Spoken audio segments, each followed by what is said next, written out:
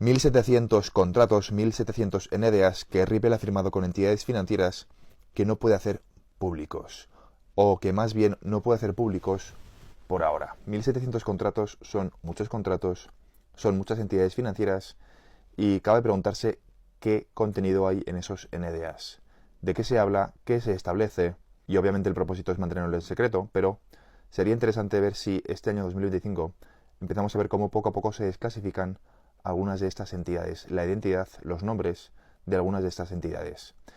Una de las principales consecuencias del pleito de la SEC contra Ripple es que a día de hoy, en el año 2025, el 95% de los clientes de Ripple son entidades que están fuera de Estados Unidos. Solamente un 5% son entidades financieras que están dentro de Estados Unidos. Y quizá eso explique los 1.700 NDAs.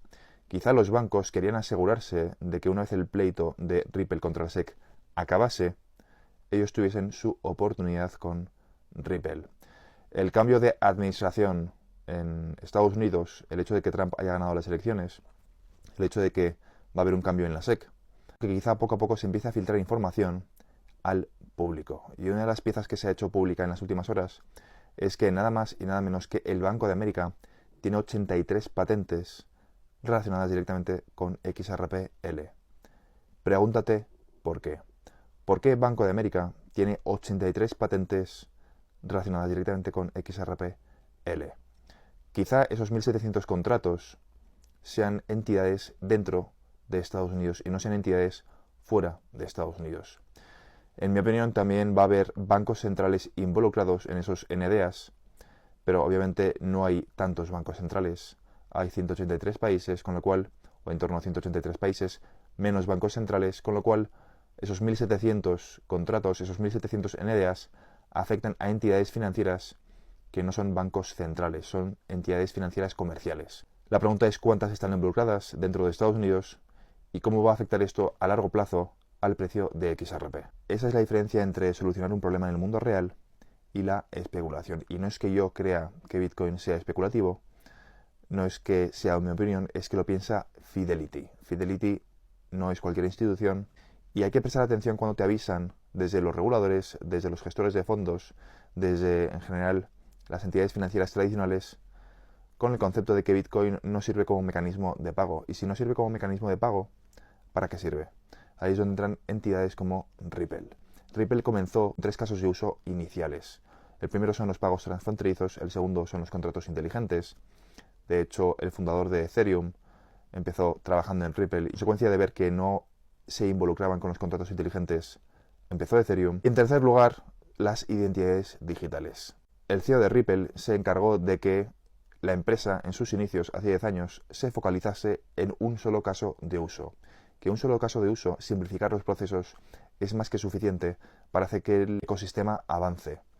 ¿A qué me refiero? A que él estuvo involucrado en los inicios de Yahoo y vio cómo intentaron abarcar demasiados proyectos de forma simultánea.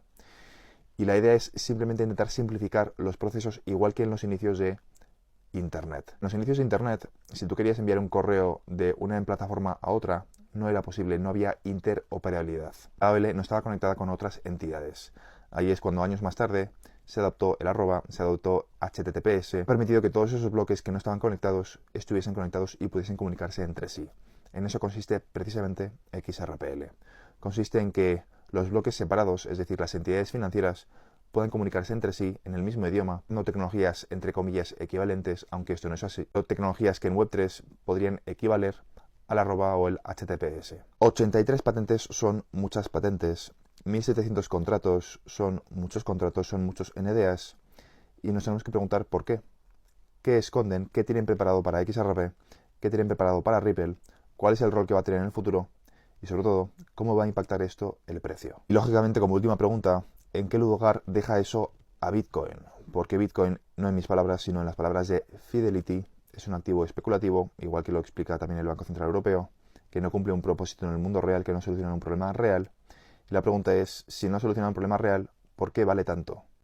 Ya sé que muchos van a pensar que simplemente por ser una reserva de valor vale tanto, vale X, Y o lo que quieras, pero al final tienes que solucionar un problema. Y si no solucionas un problema, cuál es tu propósito, cuál es tu motivo de existencia. Es bastante curioso que uno de los primeros casos de uso de XRPL fuesen las identidades digitales. En primer lugar, pagos transfronterizos. En segundo lugar, los contratos inteligentes. Y en tercer lugar, las identidades digitales. Por la sencilla razón de que en un futuro tu identidad digital va a ir linkeada directamente con tu dinero. Y esto asusta mucho porque podemos entrar en un mundo bastante distópico donde vamos a ver cómo la información está bastante centralizada o descentralizada según se mire. Si te ha gustado este vídeo, considera suscribirte.